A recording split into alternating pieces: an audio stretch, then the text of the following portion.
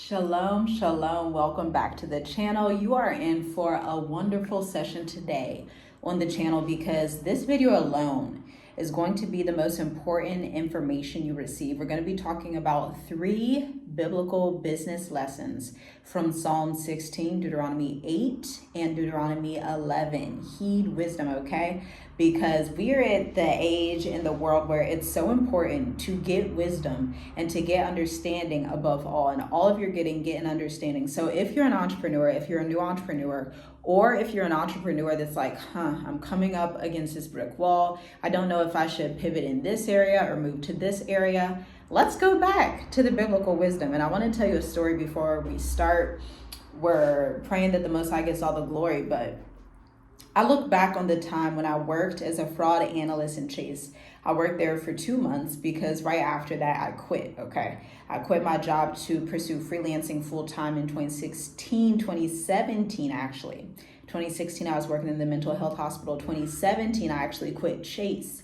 And I would work 40 hours. It was the perfect schedule. I had Shabbats off. I would work Sunday to Thursday, but it was just a bit dull and boring. It was like, I just kept getting nudged by the spirit. It was like, you're not supposed to be here. You're supposed to go out and do something else. You're supposed to be an entrepreneur. This isn't really what's ahead of your trajectory. And this is why it's so important to have a relationship with the Most High, number one, so that you can even perceive and understand and fathom what He's saying to you for you to be on a clear trajectory, okay? And so at this time, I was investing in different courses. We were investing in the business about a couple $100, $1,000. And, we were just working in the freelance business. I would do it like 3 hours a day because, mind you, I was a homeschool mom, like I still am. And I was a stay-at-home mom, like I still am to this day. So that's like the context behind how this testimony came into play and how we actually built the businesses. Our mindset going in was that our businesses have to be able to feed our family and work around our lifestyle. Not our business is our lifestyle, but our business has to work around our family lifestyle, our spiritual lifestyle.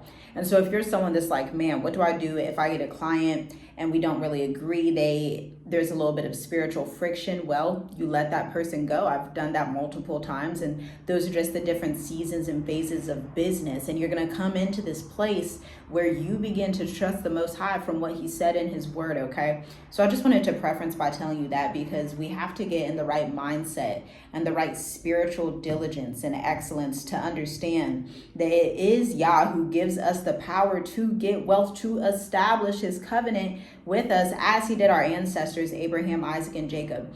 And so that's the notion that we built our marketing agency with. That's the notion we built Journey with Us with. That's the notion that we built everything with, like our family, everything, to where our business now is getting into the ranks where it can fund our lifestyle, not only fund our lifestyle, but fund our real estate projects in various territories in Southern and Eastern Africa, okay?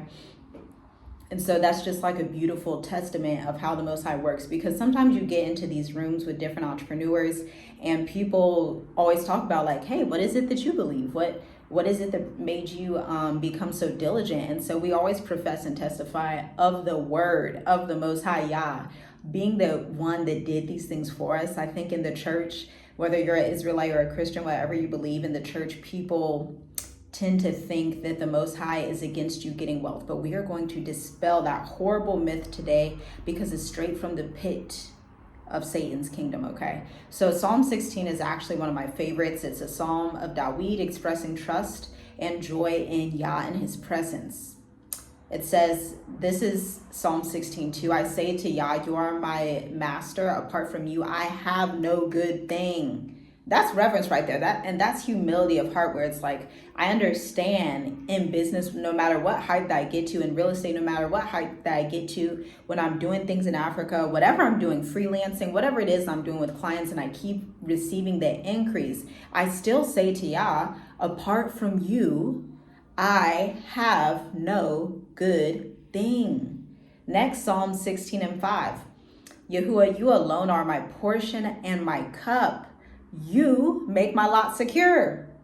Repeat, Yahuwah, you alone are my portion and my cup. It is you who makes my lot secure. So although we invest in business coaches, although we read books, although we do these things, you have to always recognize when you're in the beginning phases and when you're in the scaling phases, 10 years down the line, it is still you, Yah, that is giving me my portion and portioning out my cup and making my lot secure. It also says that the boundary lines have fallen in goodly places. I have a great inheritance. I have a sure inheritance. You make known to me the paths of life. You will fill me with joy in your presence, with eternal pleasures at your right hand. That's Psalm 16 and 11. So I just love Psalm 16. It's a magnificent Psalms. If you haven't read it, you should definitely meditate on it today. And then I want to take you to Deuteronomy 8 and Deuteronomy 11 as well, because these are key. These are considered the Torah, the first 5 books of the Bible, okay? Genesis,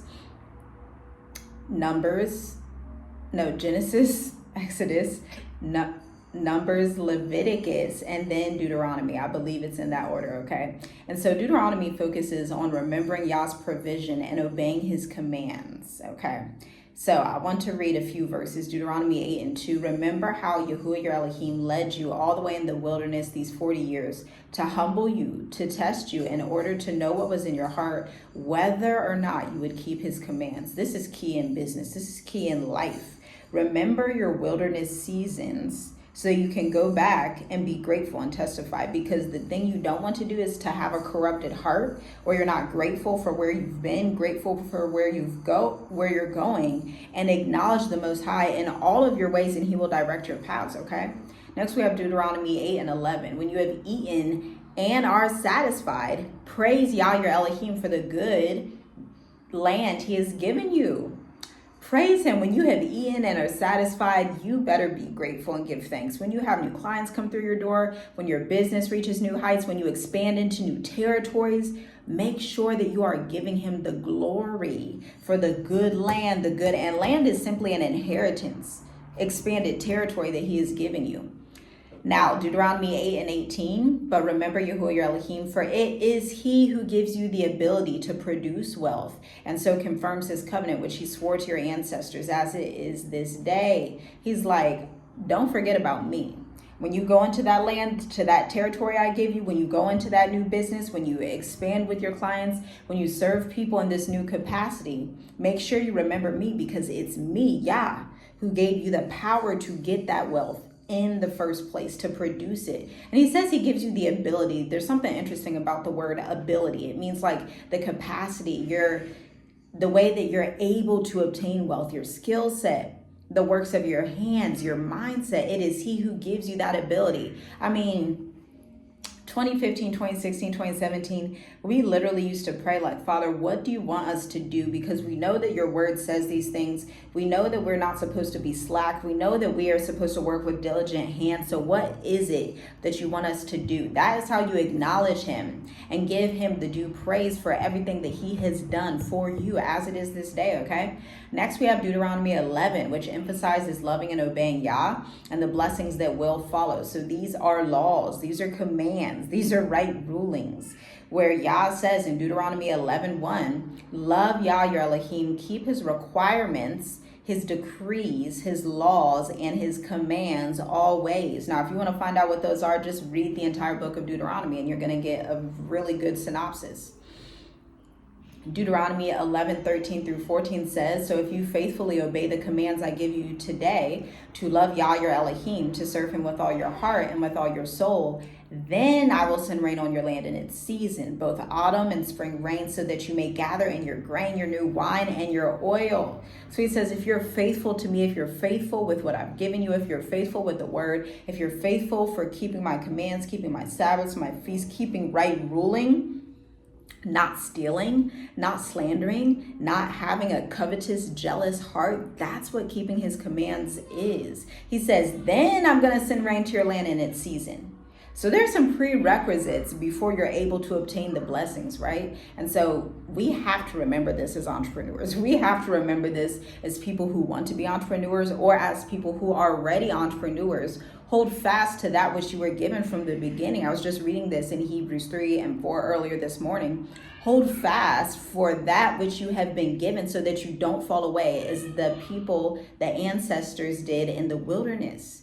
right? They fell away from unbelief. Don't let your heart become so hard that you forget that it was Yah that did all of the giving and the generosity. Yes, he gave you a skill set. Yes, he did X, Y, and Z for you. But he's like, no, it was me that gave you the ability and the power in the first place. So give him his due praise, because it's due. Now, lastly, I want to read Deuteronomy 11 and 18. Fix these words of mine in your heart and in your minds. Tie them as symbols on your hands. Bind them on your forehead so you do not forget. You get to a place when you're in the Most High. He was just speaking this to me last week. And, I was going to go and read, I believe it was Isaiah. And I was like, I've read Isaiah so much. I've read this particular chapter so often. And he says to me, he's like, yes, that's the point. I want you to read it often. Yes, I know you've read it before, but go ahead and reread it again, because the word is alive. And you were supposed to, according to Deuteronomy 11:18, fix the words that are his in your mind. Tie them as symbols on your hands. Bind them on your forehead. If something's on your hand and on your forehead, you don't forget it, because you look down and it's there and it's etched right on your forehead. So it's coming top of mind. So this is what I want to give you today to feed you some of that, because spirituality is something that is so important in business. You don't do anything in business without spirituality. You don't do anything in life. But when you're someone that's getting ready to leave your 9-to-5 or has left your 9-to-5 to pursue your passions, your business, whatever it is the Most High has placed in your hand to be that good seed that's going to spring forth, it's incremental that you remember these things, because the people that go after other idols, the people that do all these various things, they make sure they attribute praise to their idols and their different practices. But it's so often that people that are in the church or in the body of Messiah, they will automatically, for some reason, just forget Yah, not want to give him praise. And it could be due to fear, right? But if you make fear an idol, then fear becomes the Lord over you, right? So you can't be in this place where you're afraid to give praise, where you're afraid to give the glory back to him for everything that he has done. Because look, he said it himself. These aren't my words. I didn't write these words. The king said, it's me that gives you the power to get wealth, because I want to establish. He's saying, this is something I want to do. I want to provide for you, like I promised to Abraham, Isaac, and Jacob. But when you increase like that, please don't forget me. And make sure when you get on these different stages, when you get in these Zoom rooms, when you're working with clients, when you're working with various nations, whatever you're doing, make sure you bring me in the mix to remind people that it is me who put you here. Because I'm telling you, when you meet people that have these different religions and these different things, they will attest of whatever type of things that they believe in. So we have the ability, the pronouncement, the command to actually go forth and share this good word. And it's like, when you receive a word that is that good, why would you be selfish and not share it? So I implore you to share it today. It's just, looking back on the journey of entrepreneurship, it's such a blessing. So filled with gratitude, looking back at what the Most High has done, what he continues to do to establish his covenant with our lineage, as he promised, not my promise, that was his promise, that he decided before I was even born, before you were born. He did the same thing for you. If you are that remnant who is receiving the call to go forth and inherit your property, inherit your land, inherit your business, whatever it is the Most High has you to inherit, go ahead and don't forget him, Give him the glory, give him the praise, give him the honor and all of it, because he's given, the one who is the most generous of all. Our little generosity pales in comparison to the mercies, the loving kindness, and the great thoughts that he has towards us. I didn't include this, but Psalms 139 is also coming to mind. So I want you to go ahead and read that. And hopefully this will set you off on a good footstep this week. You'll be able to have hope, joy, compassion, and you'll be in the right mindset as you continue to inherit your territory going forward. Be blessed. Shalom, shalom.